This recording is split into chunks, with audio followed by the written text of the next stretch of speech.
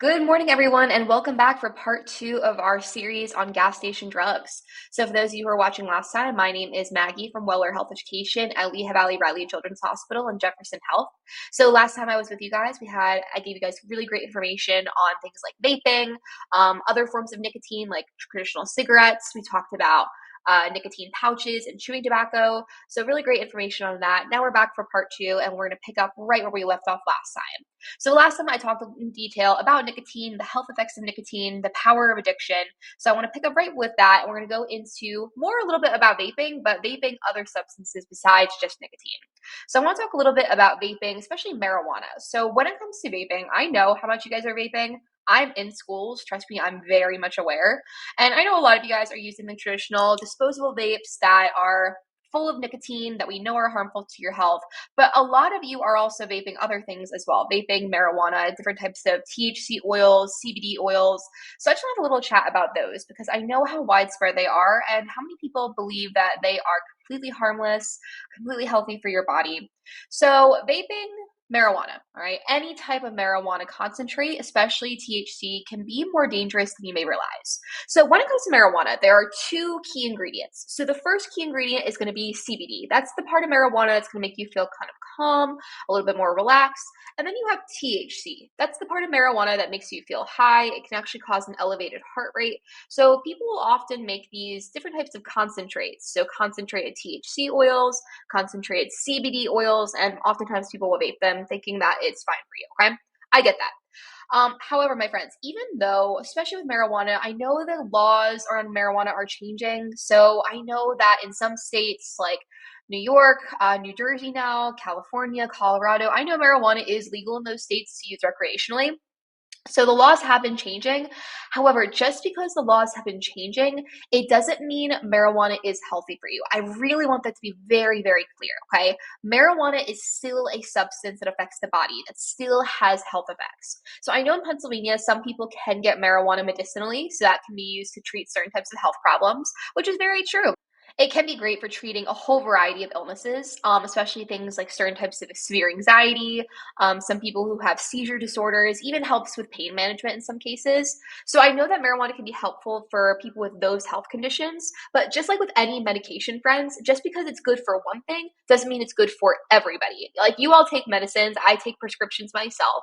The prescription I may take for my health may be good for me, but it doesn't necessarily mean it's good for you guys, okay? And that's how it goes with marijuana. Just because marijuana is good for some people with certain health conditions does not mean it's good for everybody, especially you guys because your brains are still developing.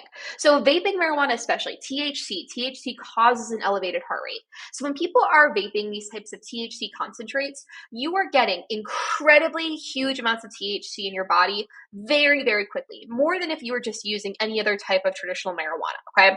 So regular marijuana use during teen years actually disrupts brain development. We're seeing so much research on how detrimental it is when people are heavy marijuana users at a really young age and how it affects the brain later on in life. It can actually affect your attention, it can affect your behavior, impulse control, similar to how it does with nicotine as well. And vaping these types of THC oils especially have actually been linked to different types of lung diseases, one of which is called EVALI. It's a really dangerous lung disease that ends up having really dangerous effects to your lungs, makes it very difficult to breathe, and actually took many people's lives. So keep that in mind that, again, marijuana may be helpful for some people, but it doesn't mean it's healthy, especially when you are vaping it and vaping THC especially. All right, so the long-term effects of using cannabis, okay? So not just vaping it, but just using it in any form that it's in, whether it's using traditional marijuana smoke, marijuana edibles, all right? Again, I know the laws are changing, and I know the culture around changing is marijuana, but I still think it's really important for you guys to understand that marijuana is a substance that does have health effects, okay? So this is research that is backed up by science, okay? It's not just opinions.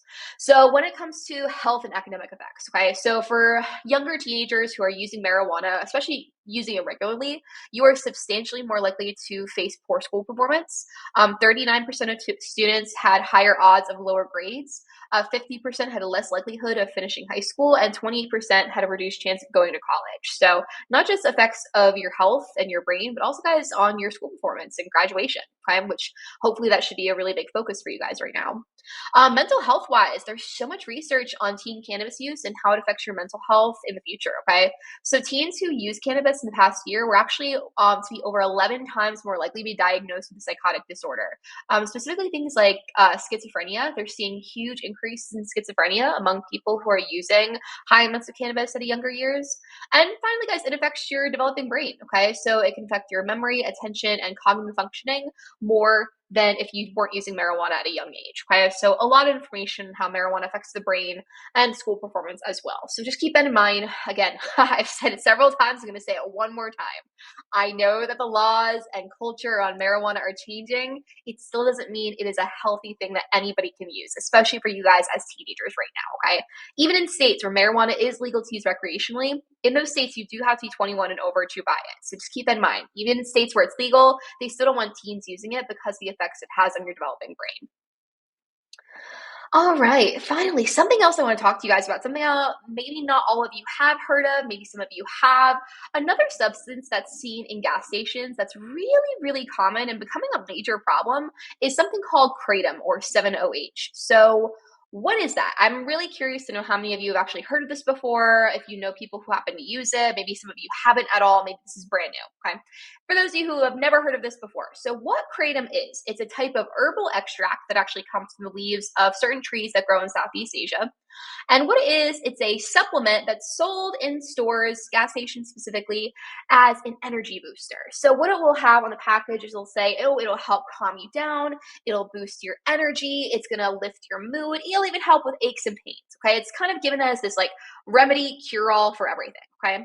So more often than not, it's sold in sometimes pills like you would see with other types of supplements, or sometimes it actually comes in liquids. So a really popular brand of kratom right now is something called Feel Free. You guys may have actually seen this in social media. I know I have many times. They've done news stories on Feel Free. So Feel Free, it comes in a little bottle like that. And Feel Free, it's designed to almost look like, have you guys ever seen like a 5-Hour Energy before? Similar body bottle to that. Okay? A small bottle, only has a little amount of liquid. And again, it's given as this great all remedy, all natural remedy for your mood, for energy, which on paper sounds fantastic. Who wouldn't want to boost your mood and help with energy and make you feel really calm and great? That sounds fantastic. The problem is, guys, with any product that is selling you that idea of, oh, it's going to make you feel amazing, feeling great, I want you guys to ask yourself, well, what chemical are they using to do that? And more often than not, it's a drug.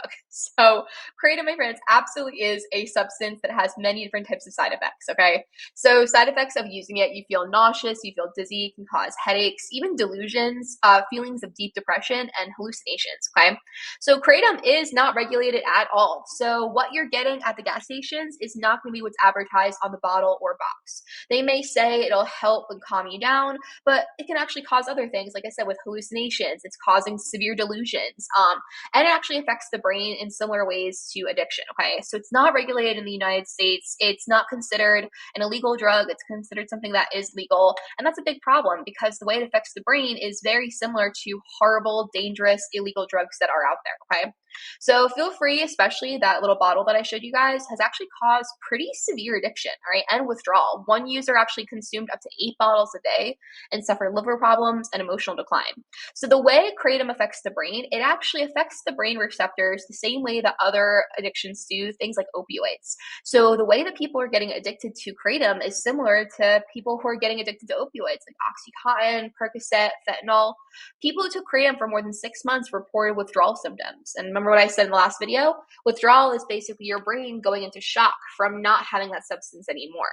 So people are buying kratom thinking it's going to help them with their mood, with their energy, and it's sold at stores. It's not illegal, it's not regulated, so people think it's totally safe for you, and they're actually end up getting severely, severely addicted to it. At least on cigarettes and vapes, they have to have some information on there that says it is an addictive substance. That's not the case with kratom. So right now, the FDA, which stands for the Food and Drug Administration, is actually recommending that 7-OH or kratom is classified as a Schedule 1 controlled drug, which is really, really, I think, a great thing to do because, again, it is absolutely destroying people's lives. People think it's this healthy, all natural remedy, but they're getting addicted to it like people get addicted to opioids. So has terrible dangerous effects, and it blows my mind that it's gotten this bad. All right, guys. So why are these substances at gas stations so bad? Why are they so effective on their marketing, especially for you guys? Okay. So these products that are sold in gas stations, they're marketed to look really harmless or fun. They have really good colors. They have great designs, fun names, and they really kind of know their audience. They know that teenagers and young adults are their main audience. So they've really tapped into that marketing and finding out, oh, what is it people are going to buy? How can I make this look really appealing to teens in high school right now? Okay. So some designs are actually made to help you guys hide them when you're in school. So hiding them in plain sight. There are vapes that are shaped like highlighters. There are gummies that are shaped like different types of foods people have. And they're made to appear harmless. They're made to seem like candy or this no big deal thing. And it's made to appeal to younger people. Okay. A lot of times, guys, they do their marketing through social media. So they will actually pay influencers who are on TikTok and Instagram to talk about these types of substances like they're no big deal and that they're healthy for you, to make it seem like it's normalized. And then you guys see that. You're a very young, impressionable audience.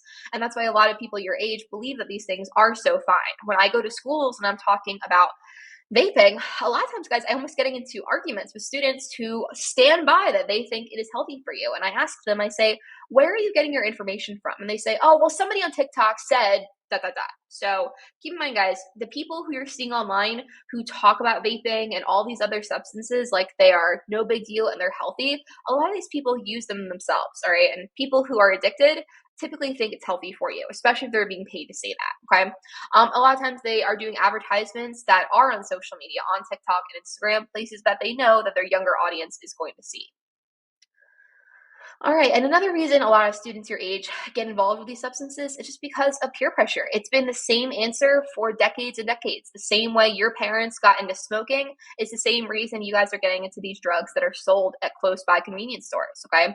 Most of the time, drugs are being offered by people that you know. So when we talk about drugs and how to say no to drugs, all right, I always say the example, when somebody's offering you these types of drugs, guys, it's not going to be somebody in an alleyway going, hey, you want some drugs? All right. It's people that you know. It's going to be your friends or your teammates or your classmates. Adolescents most commonly use substances with their friends, 81% of them.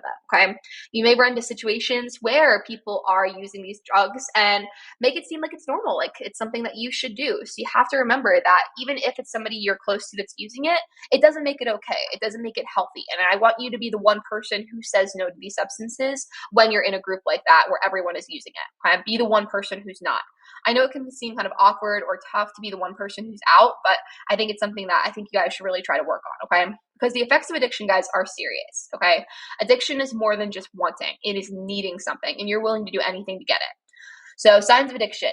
You are craving that substance. You feel like you need it all day long. It doesn't matter if you're home or with friends. You get really irritable, get really cranky and restless without it. So when you go too long without using marijuana or nicotine or alcohol or really any other drug, do you feel really on edge? Tolerance, which means you need more and more of it to get that same good feeling back, all right? That's why everyone who starts smoking and vaping, they always say, oh, I only need it this once in a while. I only vape with friends or at parties. And then pretty soon you find yourself reaching for it more and more and more. When you go too long without it, you're getting withdrawal effects. Okay. So, like with Kratom, people who stop using it feel pretty severe withdrawal pretty soon after using it. Habit loop. So you reach for it automatically without even thinking about it. The moment you got out of school, it's the first thing you do, or the moment you walk into your bedroom, it's the first thing you do. And finally, guys, you're ignoring consequence. Okay. So you are still using it even when you're caught, even when you know you can get punished for it. So most schools have some type of policy for getting caught with any of these types of substances. So you're still using it even though you know you can get in trouble for it. Okay. So, friends, when it comes to addiction, quitting is hard. I want you guys, if you know somebody who actually successfully quit any drug, whether it was alcohol, opioids, smoking, vaping, when you guys get home today, I want you to ask them. Ask them what it was like quit, okay? Ask them, was it easy or was it hard? Most people are going to say it was hard. One of the hardest things they've ever done. Quitting is really difficult. And unfortunately, guys, quitting actually has a pretty low success rate. So it's a lot easier not to start it in the first place. It is a lot easier not to use these substances from the beginning than trying to quit later on. And keep in mind, guys, even if you did quit 5 years down the line, that's 5 years where you're damaging your health and your body. So sometimes the damage can already be done. Sometimes it can be too late to quit. So it's a lot easier to never start than trying to quit later on. So I want you guys making some better choices. You guys are, I love coming to your school. You guys are wonderful people. So I want you guys looking out for your health and trying to make sure you guys are making some good decisions. You're at their age where people are going to start telling you what to do less and less. Okay. And that's wonderful. You guys are having so much freedom, but it's also important to use your tools that you were taught in school and by your families and by myself today to make some good decisions for your future and for your health. Okay. All right, my friends. Well, thank you so much for watching. I really hope you all took everything I said to heart. Again, make some good decisions, make good decisions for your health. Make sure you guys are saying no to these substances, even if it's being offered by somebody that you know, okay? If somebody is offering these substances to you, make sure you guys are reporting it to your families at home or people at school. And again, I hope you guys have a wonderful rest of your day and a wonderful week. It was nice chatting with you, and hopefully you have a good rest of your winter. Look forward to spring. Bye, everybody.